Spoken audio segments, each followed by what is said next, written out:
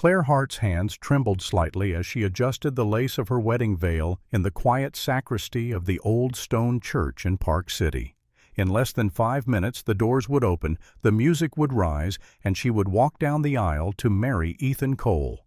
The man she believed she had loved for 3 years, the man her family trusted without hesitation. Outside the room, muffled laughter echoed down the hallway. At first, Claire smiled. Weddings were full of nerves and jokes, she told herself, but something in the tone made her pause. The door was not fully closed, just an inch. Enough. She took a step closer. "Relax," Ethan's voice said, confident, amused. "She's completely in love with me." Another man laughed. "You're sure this is going to work?" "Of course it will," Ethan replied. "Once we're married, it's only a matter of time before she signs what I need. Her dad's company, the accounts, the authority, she'll do it. She trusts me." Claire's breath caught. Ethan kept talking, casually now, like a man discussing weekend plans. He spoke about debts, about gambling, about how her mother was easy to please, how her father was too busy to read every document he signed. He joked about accidents, about how divorces were cleaner than people thought. Claire pressed her hand to the wall to keep from collapsing. 3 years. Every memory replayed itself in her mind, suddenly rearranged, suddenly poisoned. The first coffee spill at the mall, the perfect timing, the careful charm. None of it had been random. Behind that door, the man she was about to marry laughed again. And in that moment, something inside Claire Hart went completely still. She didn't scream. She didn't confront him. She didn't run. She straightened her veil, lifted her chin, and made a decision that would change everything. The wedding would go on, and Ethan Cole would never see what was coming. The stone church in Park City had the kind of old-world weight that made people whisper without meaning to. Its walls were rough-hewn and cool to the touch, holding the night's frost like a secret.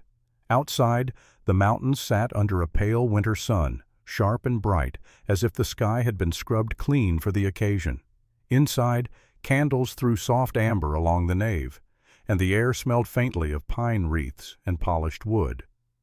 In the sacristy, small, quiet, and tucked behind the altar, Claire Hart stood in front of a narrow mirror that had seen generations of trembling hands. Her veil was pinned high, the tulle falling in a clean, airy line down her back. Claire was 28 and carried herself like someone raised around expectations, not stiff, not showy, just composed. She had chestnut brown hair pulled into a low chignon, a few loose strands softening the edges of her face, and a fair complexion that flushed easily, especially when her heart got ahead of her breath. Her eyes were a steady blue-gray that, in the right light, looked almost steel. Today, they looked brighter, softer, full of a hope she'd paid for in 3 years of believing. Her dress fit like it had been designed for her alone. Simple lines, a clean bodice, a satin skirt that moved in a whisper. The sleeves were sheer at the shoulders, delicate, the kind of detail you noticed only when you stood close enough to care. On the counter beside her lay a bouquet of white roses and winter greenery eucalyptus and sprigs of pine, and the scent rose up when she lifted it, grounding her for a second. She placed her palm against her sternum, feeling the drum of her heartbeat. Not fear, she told herself, not fear, just the moment, just the gravity of promising your life to someone in front of God, family, and a room full of friends who'd driven up the mountain in formal shoes and optimism. A gentle knock came at the door. "Claire?" A woman's voice called, warm and slightly breathless. "Honey, are you ready?" It was her mother, Linda Hart. Linda was the kind of woman who wore kindness like perfume, soft, constant, impossible to miss. She was in her mid-50s, medium height, with honey blonde hair styled into smooth waves that never looked accidental. Her skin had that practiced glow of someone who'd spent years taking care of others and learned, late, to take care of herself, too. Linda's eyes were watery already, mascara holding on by sheer will. Claire smiled toward the door. "Almost. 2 minutes." "You have all the time you need," Linda lied lovingly, because the organ had started warming up and the event coordinator would be doing math in her head. "Mom," Claire said, and the single word carried everything: thanks, nerves, a request to be left alone, and also not to be left alone. Linda chuckled softly. "I'll be right outside," she promised. "Your dad's pacing like he's the one getting married." Claire could picture him. Frank Hart, tall and broad-shouldered, 60 years old and still built like the man who once hauled lumber and pumped gas with his own hands before he owned half the town's busiest corners. Frank had a square jaw, weathered by sun and wind, with gray at his temples and in his beard that made him look stern until he smiled. He had a way of standing that said he'd been responsible for other people's well-being for a long time. To him, this wedding wasn't just a celebration. It was a handoff, a promise he expected the world to honor. Claire looked at herself again, adjusting the veil with careful fingers. Her hands were steady, but her stomach fluttered. She thought of Ethan Cole waiting near the altar. Ethan had been the kind of man people warmed to without realizing it. Early 30s, well-dressed, with dark hair that he kept neatly styled and a smile that arrived on cue. His face was handsome in a clean, curated way. Strong cheekbones, even teeth, eyes that held your gaze like he'd been trained to. He never raised his voice. He opened doors. He asked Frank questions about business with a humble eagerness that felt flattering. He brought Linda flowers on random Tuesdays. He made Claire feel chosen. 3 years, late-night talks, weekend trips, plans written in the margins of ordinary days. He'd proposed last spring, on a ridge above town with snow still lingering in the shadows. Claire had said yes so fast her voice cracked. Today was the after, the beginning. Her phone buzzed on the counter. A text from her younger sister, Haley. "Where are you? People are lining up like it's the Oscars. Don't let them see you until you're ready. Love you."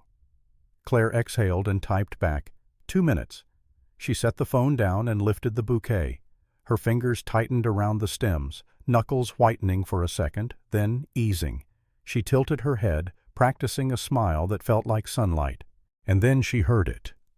At first it was only laughter in the hallway beyond the sacristy, male voices, casual and loud, buoyed by adrenaline and champagne, the kind of laughter men used when they were trying to prove they weren't nervous. Claire's smile lingered automatically. Ethan, she thought. He always laughed a little too hard when he needed to look relaxed. The voices moved closer, then paused.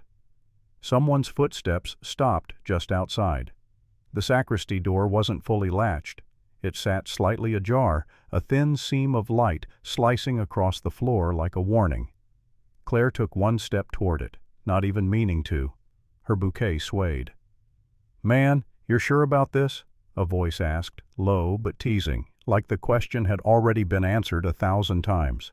Claire recognized it from dinners and bachelor party stories. Tyler Brooks. Tyler was Ethan's best man, tall, athletic, with a boyish face that made him seem younger than he was. He wore his suit like he'd borrowed it from someone more responsible, tie loosened, sleeves slightly rumpled. Tyler's charm was loud and easy, but there was a restless edge to him, like his mouth could outrun his conscience. Another voice, deeper, quieter, murmured something Claire couldn't catch. That would be Brandon Reed, she assumed. Brandon was one of Ethan's groomsmen, a sturdier man with close-cropped hair and a habit of looking down when attention landed on him. Brandon had always seemed polite but uncomfortable in crowds, as if he spent his life bracing for the next awkward moment. Claire had liked him, in a distant way. He seemed human. Then Ethan spoke, and the air in Claire's lungs turned heavy. "Of course I'm sure," Ethan said, voice bright with confidence, the kind that made people believe him. "Claire's crazy about me." Claire's breath caught, but she didn't move. Her body went still in the way prey goes still when it hears brush move. "After we're married," Ethan continued, "it's just a matter of time before I get her to sign what I need. Her dad's businesses, those properties, the accounts. Frank doesn't even look at half the papers he signs. He's busy. He trusts me." Claire's bouquet dipped slightly as her fingers loosened, as if her hands were trying to let go of reality. Tyler gave a short laugh. Dude, you sound like a villain in a movie. Ethan laughed too, not warmly, not nervously. It was colder than Claire had ever heard, like a door shutting. I sound like a guy who finally got a break. What about Claire? Brandon's voice slipped in, uneasy. You're really gonna... Relax, Ethan cut in. Nobody's doing anything dramatic. I'm not hurting her. I'm using an opportunity. He said the last words like a man convincing himself he wasn't cruel. She's sweet. She wants to believe in fairy tales. I'm just letting her. Claire pressed her fingertips against the stone wall beside the mirror. The chill seeped into her skin. Tyler's voice lowered. And the debt? Claire's mind snagged on the word like a hook in fabric. Ethan exhaled, annoyed, as if Tyler had brought up something unpleasant at an inconvenient time. Yeah, that. I'll pay it off fast once I have access. It's not complicated. How much? Brandon asked. He sounded like he already regretted being part of the conversation. Ethan hesitated only a beat. Almost 200 grand. Casino guys. They're getting impatient. He said it like it was just a parking ticket that had grown teeth. But after today, problem solved. Casino. Claire's stomach pitched. In 3 years, she'd never heard Ethan mention gambling. He'd told her he worked late at an accounting firm, that end-of-quarter reports were brutal. She had believed him because the lie had been shaped like something respectable. Tyler whistled softly. 200,000. Holy. Frank's worth more than 5 million, Ethan said, and his voice hardened with a kind of hunger Claire had never seen in his eyes because she'd never been looking for it. Claire's the doorway, that's all. Once I'm in, the rest is paperwork. Brandon swallowed audibly. And after? You stay married? Ethan chuckled. For a while, long enough to make it clean. If it doesn't work out, we'll grow apart. People love that story. His voice dipped into something contemptuous. She'll cry. She'll heal. They always do. Claire's vision blurred at the edges. She put a hand over her mouth to keep any sound from escaping. If she made a noise, if she breathed wrong, she would shatter this moment and lose the only thing she had right now, information. Tyler shifted. Man, you're serious.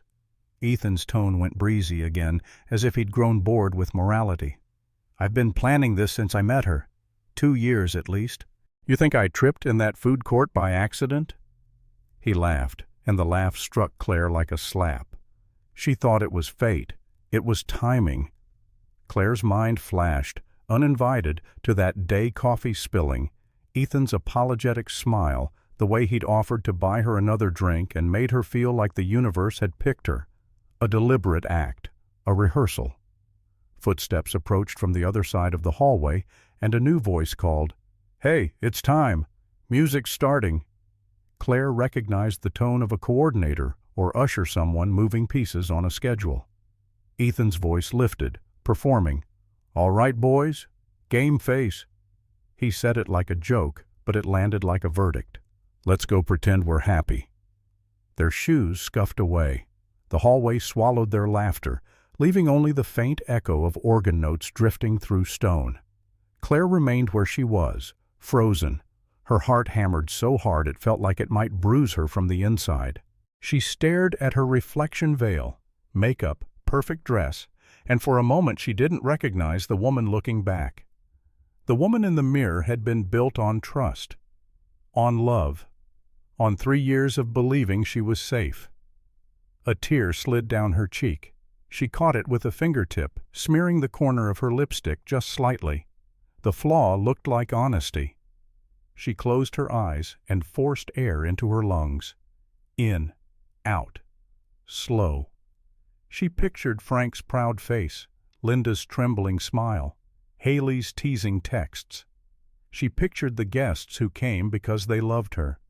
She pictured Ethan's cold laugh. She could cancel everything.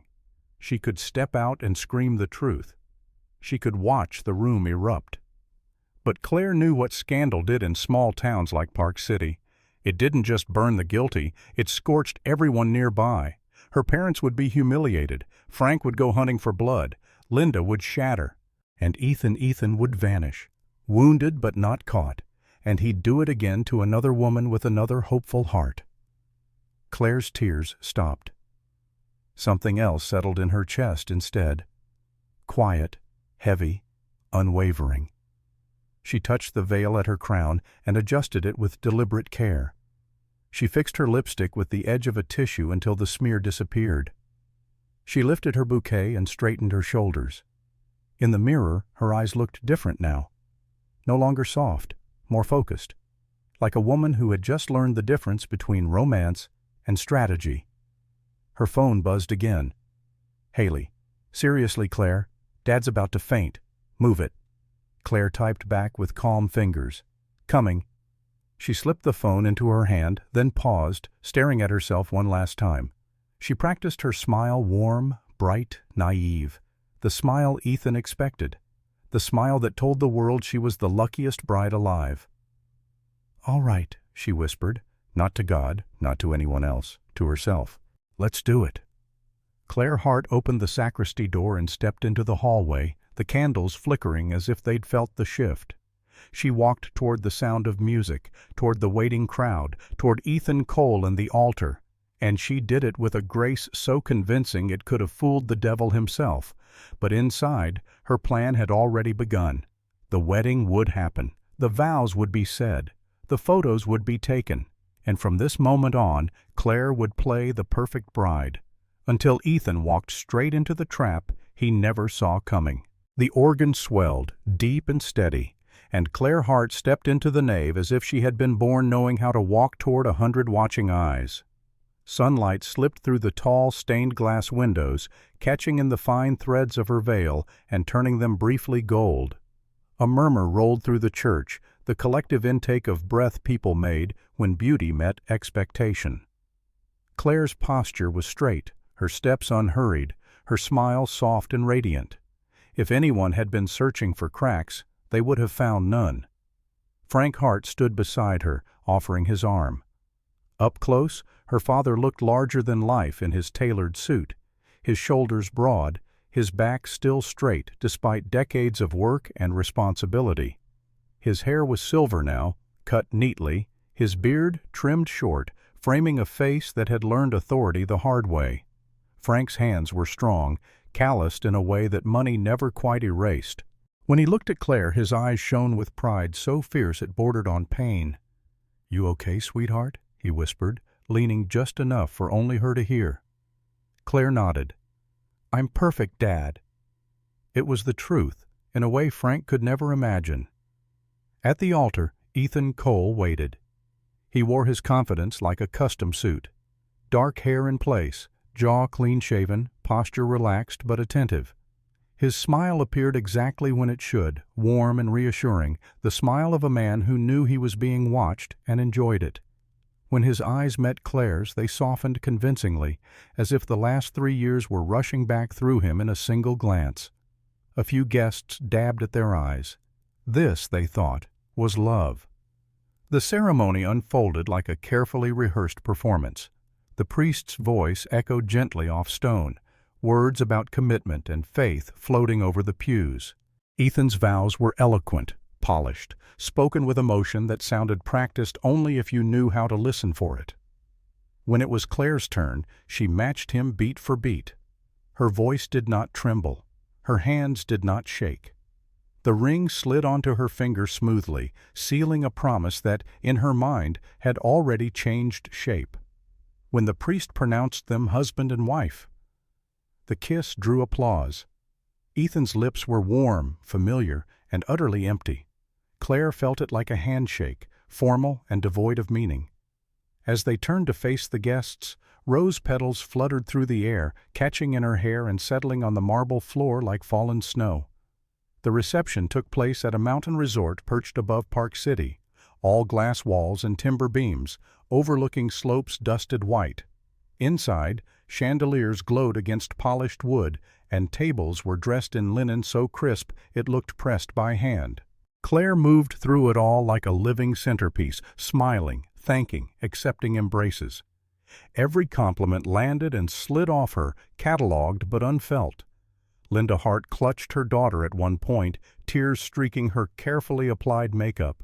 Linda's dress was a soft blue that matched her eyes, her figure rounded by years of nurturing rather than indulgence.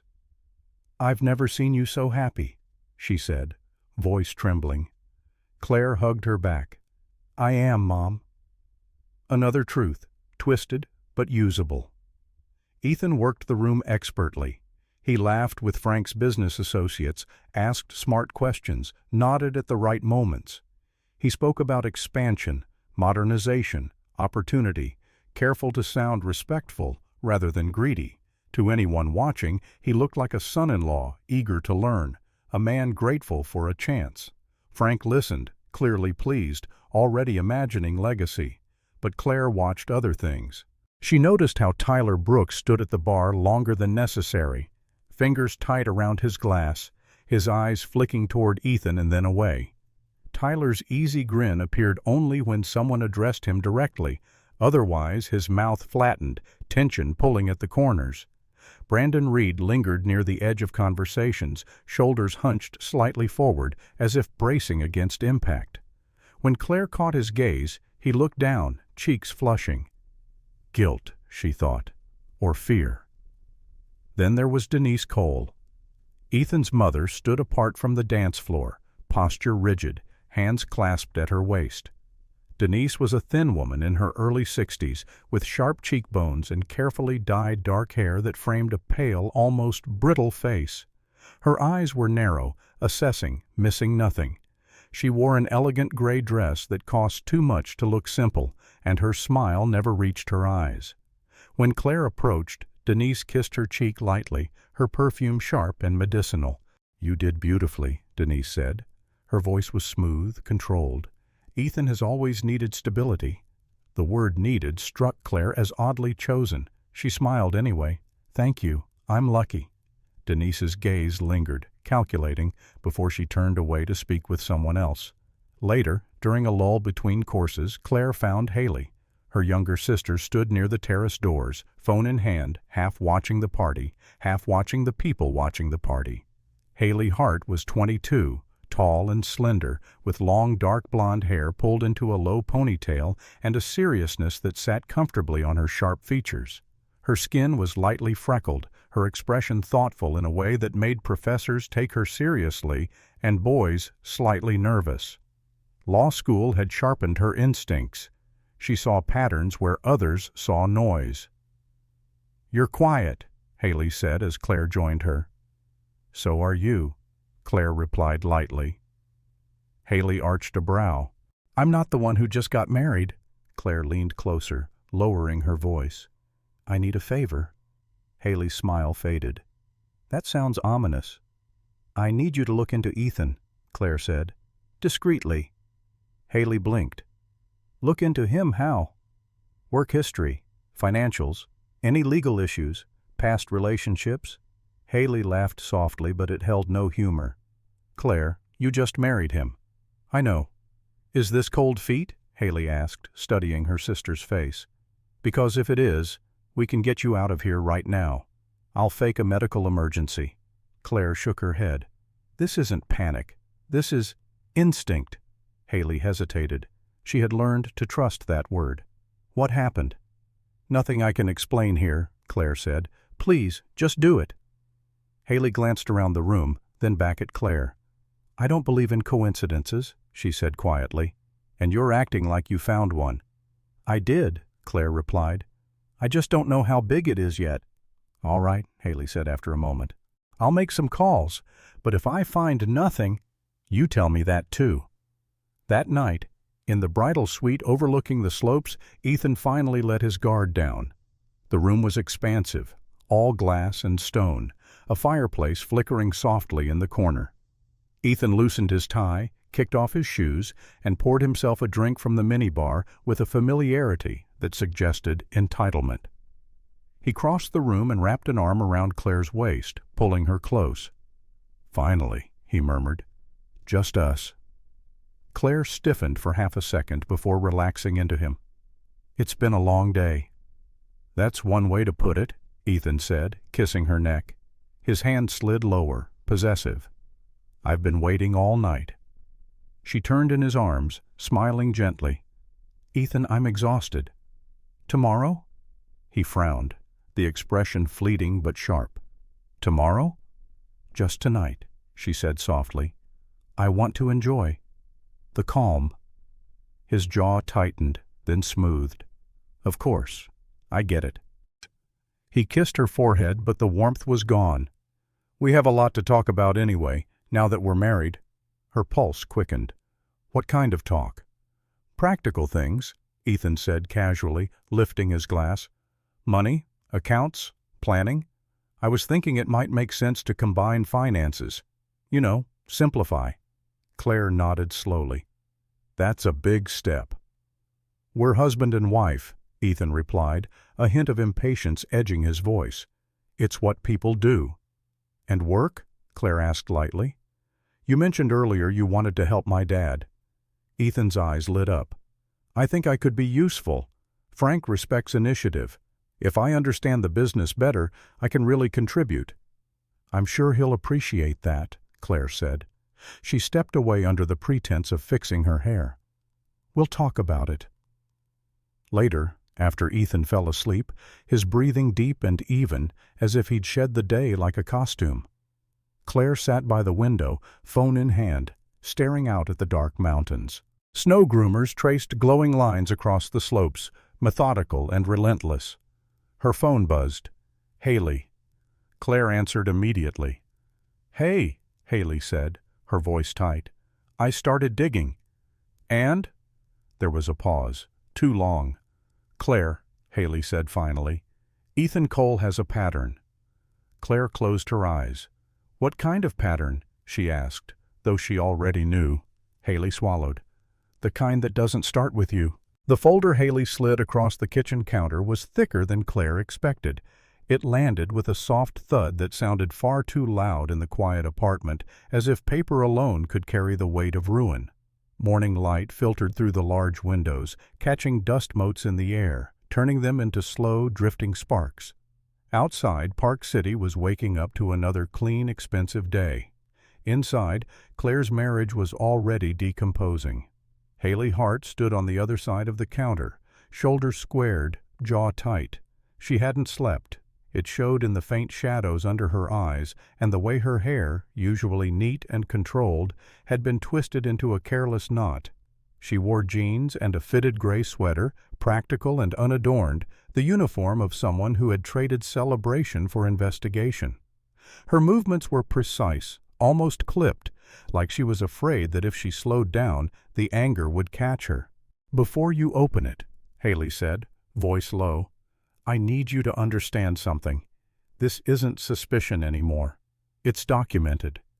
Claire rested her fingertips on the folder's edge. The paper was cool, smooth. Tell me. Haley exhaled slowly. Ethan Cole was fired from his last job 6 months ago. Not laid off. Fired. Internal audit flagged irregular transfers, small at first, then larger.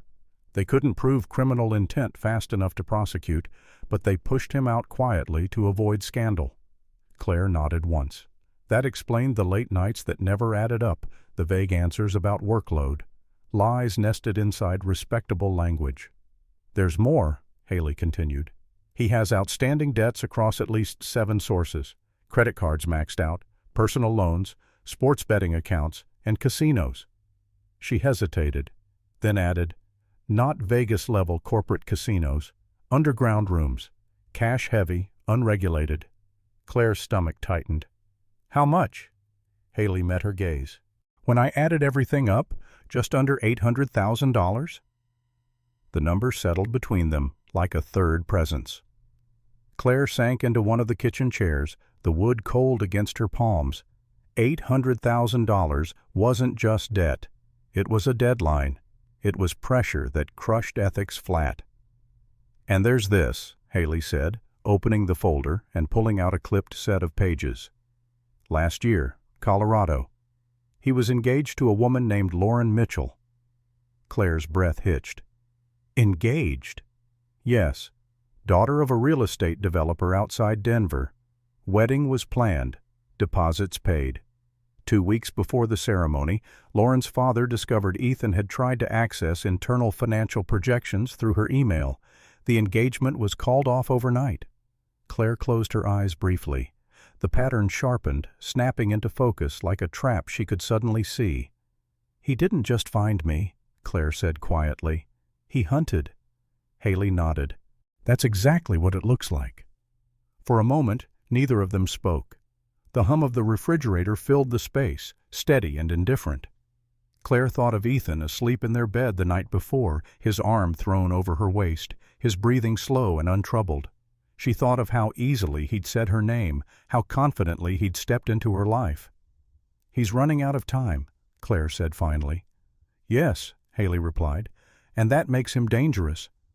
The prediction proved accurate faster than either of them expected. By mid-afternoon, Ethan came home early. His usual polished calm had cracks in it now. His tie loosened, his movements sharper, his smile slightly delayed.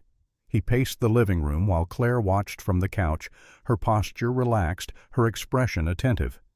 "I need to talk to you," he said, rubbing the back of his neck. The gesture was meant to signal vulnerability. It felt rehearsed. "Of course," Claire said softly. "What's wrong?" He hesitated, as if weighing how much truth he could afford. "I have some old bills, from before we met. They're catching up to me." "How much?" Claire asked. Ethan waved a hand dismissively. "Nothing crazy, 50, maybe 60,000. I can handle it. I just need a little time." The lie was smooth, almost admirable. Claire leaned forward, concern knitting her brow. "Why didn't you tell me sooner?" "I didn't want to worry you," he said quickly. "And now that we're married, it makes sense to handle things together." Together. The word landed exactly where he wanted it to. "I can help," Claire said after a moment. "If that would ease the pressure." Ethan's eyes flickered, brightening despite his attempt to look conflicted. "Are you sure? I hate asking."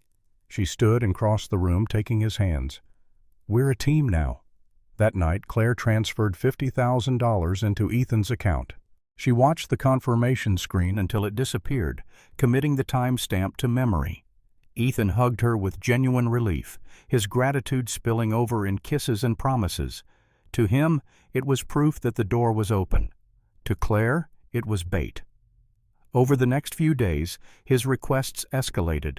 Questions about joint accounts, suggestions about consolidating assets, casual inquiries about her father's contracts, suppliers, internal reports. Each time, Claire responded with patience and just enough compliance to keep him comfortable. She shared nothing directly, but hinted at future access, at conversations she could initiate with Frank. Privately, she told her father that Ethan was curious and enthusiastic. Frank frowned, his instincts stirring, but he trusted Claire's judgment. He always had. The missing piece, Claire knew, was pressure. That pressure came in the form of a man named Victor Rios. They met in a small cafe near Main Street, the kind with scratched wooden tables and a chalkboard menu written by hand. Victor arrived early. He was in his mid-40s, average height, with salt and pepper hair cut close to his scalp and a trimmed beard that framed a face permanently set in calm observation. He wore a plain black jacket, jeans, no jewelry. The kind of man who blended into crowds by not trying to stand out. "You're Claire Hart," he said when she approached, his voice even, his eyes dark and assessing. "And you're Victor," she replied, taking the seat across from him. He smiled faintly. "Ethan's wife. Didn't expect to meet you so soon." "I didn't expect to meet you at all," Claire said. "But here we are." Victor studied her for a long moment, then nodded. "You don't look like someone who panics." "I don't," Claire said. "I plan." That earned her a sharper smile. They spoke plainly. No threats, no raised voices. Victor explained Ethan's situation without embellishment. Deadlines, missed payments, people who didn't appreciate delays. "I'm not here to negotiate his debt," Claire said when he finished. "I'm here to make you an offer." Victor leaned back slightly. "I'm listening." "For the next few days," Claire said, "you keep doing what you're doing. Calls, messages, pressure, No violence, just enough fear to make him reckless. "And after?" Victor asked. "I'll pay what he owes," Claire said. "Every dollar." Victor's brow furrowed. "Why?" "Because I need him to make a mistake," Claire replied. "One that leaves a record." Victor considered her in silence, his fingers drumming lightly against the table. "And if he figures it out?" "Then I miscalculated," Claire said evenly. "But I don't intend to." Victor's gaze sharpened. "You understand that desperate men bite back." Claire met his eyes without flinching. "I understand that desperate men reveal themselves." The waiter brought coffee, neither of them touched. Finally, Victor nodded once. 5 days. That's all I can promise." "That's enough," Claire said. As he stood to leave, Victor paused. "You're not the kind of bride Ethan thinks you are," he said quietly. "But if you miss a step, he'll tear everything down trying to save himself." Claire watched him walk away, the door closing softly behind him. Her heart beat steady in her chest. That evening, Ethan came home pale and shaken, phone clutched too tightly in his hand. "They called again," he said, voice strained. "I need more time." Claire crossed the room and wrapped her arms around him, her expression full of concern. "We'll figure it out." As she held him, she felt his fear vibrating beneath the surface, frantic and sharp. The noose was tightening, and Ethan Cole was already pulling it around his own neck. By the third day, Ethan Cole no longer slept. Claire could see it in the way his eyes failed to focus, in the jittery movements of his hands, in how he flinched every time his phone vibrated. The man who once carried himself with effortless confidence now lived in fragments, half-finished sentences, shallow breaths, sudden bursts of irritation he tried and failed to mask. Pressure had stripped away the polish and revealed something brittle underneath. They sat across from each other at the breakfast table, sunlight spilling across the wood like nothing in the world had changed. Ethan pushed scrambled eggs around his plate without eating. Claire sipped her coffee slowly, her posture relaxed, her face open. "They won't wait," Ethan said suddenly, his voice tight. "I thought they would, but they won't." Claire tilted her head. "Who?" He swallowed. "The people I owe." "You said it wasn't that much," she replied gently, not accusing, curious. "It's more complicated," Ethan said, rubbing his temples. "Interest piles up, fees, penalties. I miscalculated." There it was, the first crack of truth slipping through. "How much do you need?" Claire asked. He hesitated too long.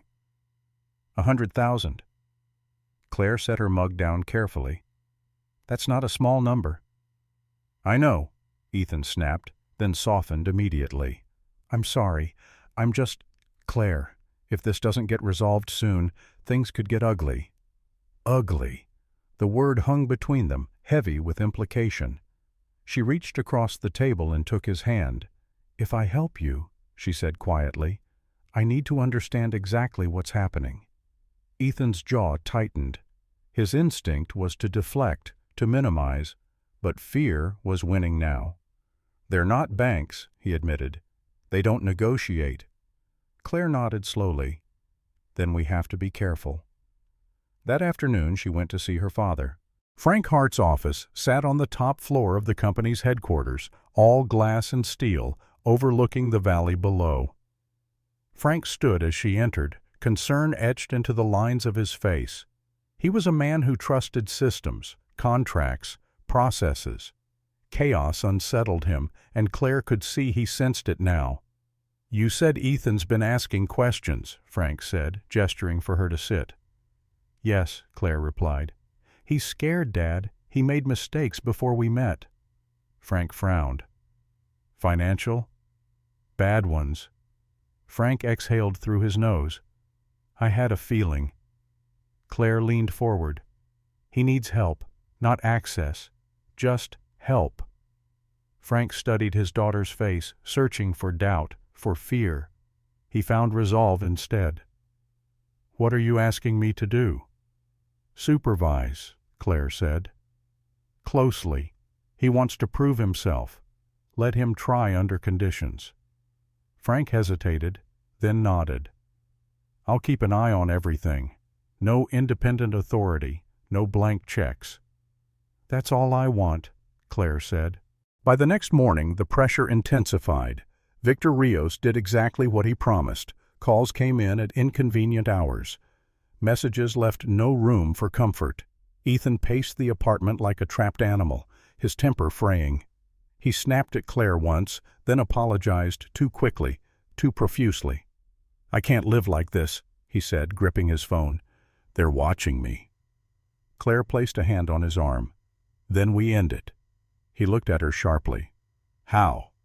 "There's a way," she said after a pause. "But it has to be clean." Ethan leaned in. "Tell me." "My father," Claire said, choosing each word carefully, "won't transfer money unless there's accountability. He wants everything documented." Ethan frowned. "Documented how?" "Temporary authorization," Claire replied. "Limited, specific. A one-time transfer for a defined purpose. He thinks it will show responsibility." Ethan's pulse quickened. "You mean, from the company?" "Just this once," Claire said softly, "and only under supervision." The silence stretched. Claire could almost hear the calculations racing through Ethan's mind, the fear outweighing caution, the deadline eclipsing consequence. "I don't like it," Ethan said finally. "I don't either," Claire replied. "But this is the fastest solution." That afternoon, Haley joined them at the office. She arrived with a slim laptop under her arm, her hair pulled back, her expression composed. To an outsider, she looked like any young associate shadowing a senior executive.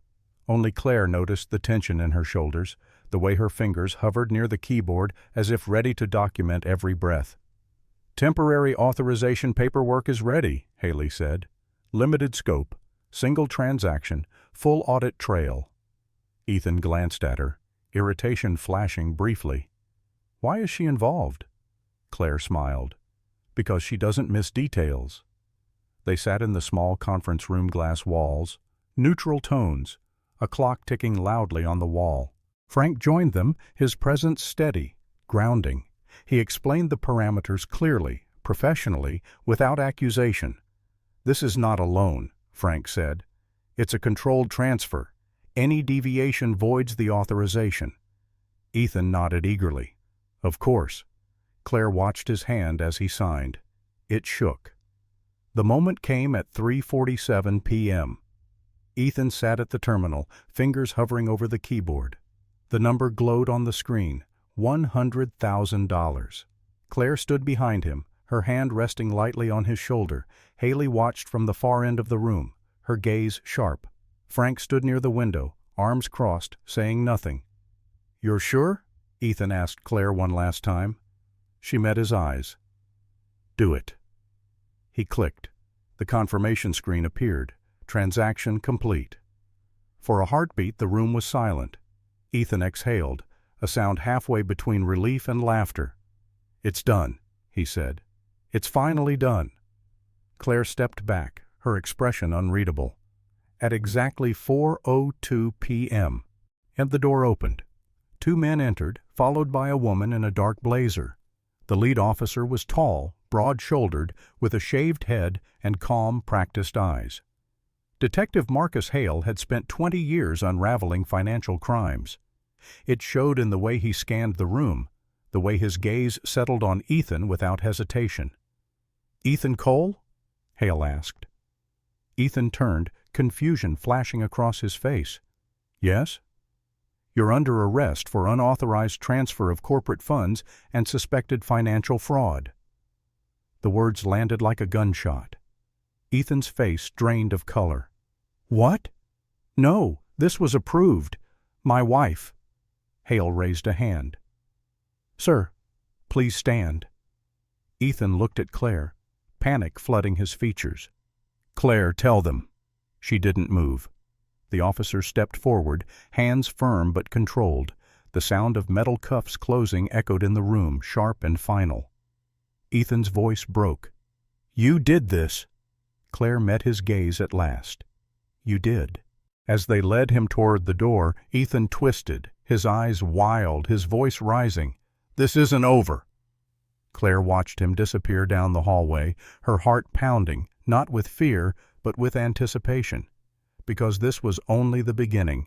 The courtroom smelled faintly of old wood and disinfectant, a strange mixture that reminded Claire Hart of churches and hospitals at the same time, places where people came hoping for mercy, or truth, or forgiveness, and often left with something heavier instead. She sat in the second row, hands folded neatly in her lap, posture straight, eyes forward. If anyone expected to see triumph or bitterness on her face, they would have been disappointed. What they saw instead was composure. Ethan Cole sat at the defense table, thinner now, the sharp lines of his face more pronounced under the fluorescent lights.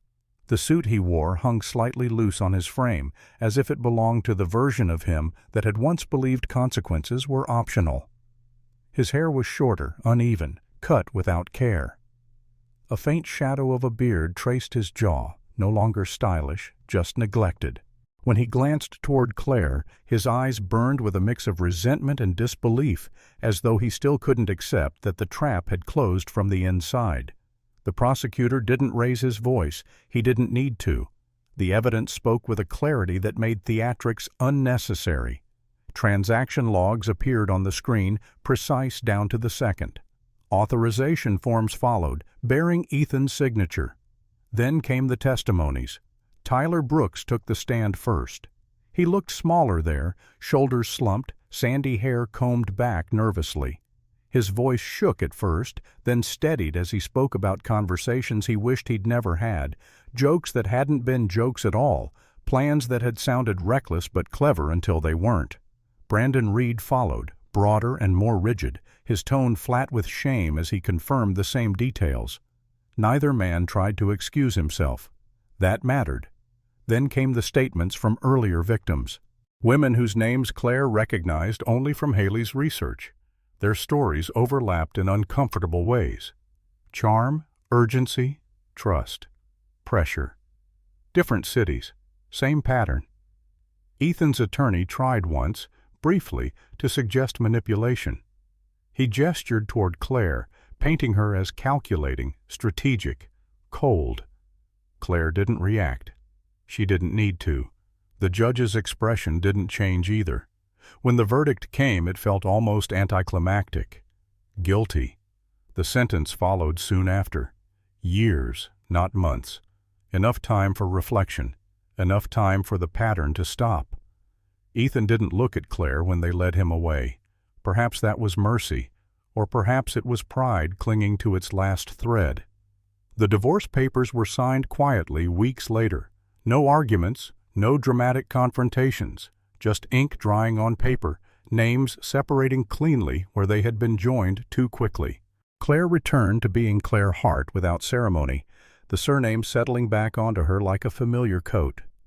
She packed the apartment methodically, one room at a time. Objects lost their power once they were named for what they were.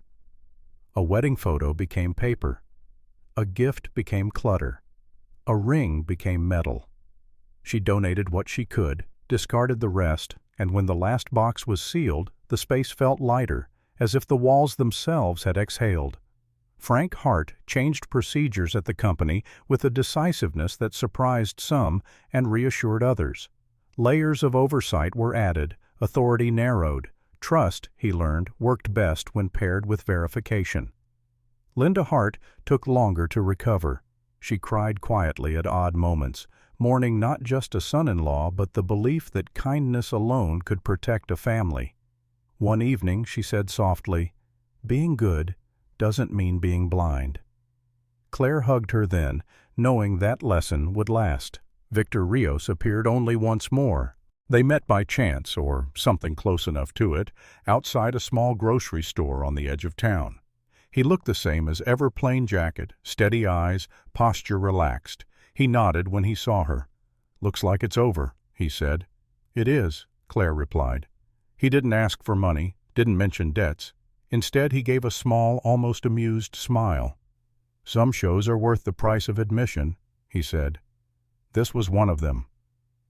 And then he walked away, disappearing into the flow of ordinary life like a shadow that had served its purpose and found no reason to linger. Time did what it always did next. It moved forward. Years passed, quietly and without drama. Claire settled into a rhythm that felt honest. She worked, traveled, learned the difference between solitude and loneliness. She trusted again, but carefully, with eyes open and questions ready. She met Noah Bennett on a Wednesday afternoon that hadn't promised anything remarkable. Noah was a veterinarian who volunteered with a company-sponsored animal care program, the kind designed to help employees balance long hours with responsibility toward pets. He was in his mid-30s, tall but slightly stooped from years of leaning over exam tables, with warm brown eyes and a gentle way of moving that made animals relax before he even touched them. His hair was dark and perpetually unruly, his beard short and uneven, more functional than fashionable. He spoke softly, listened fully, and laughed easily, especially at himself. Their conversations began with practical things, vaccination schedules, dietary needs, and drifted naturally into others: books, trails, the quiet satisfaction of fixing small problems without announcing it to the world. There was no urgency, no pressure, no carefully constructed narrative about fate, just consistency. They married 2 years later in a small ceremony under an open sky.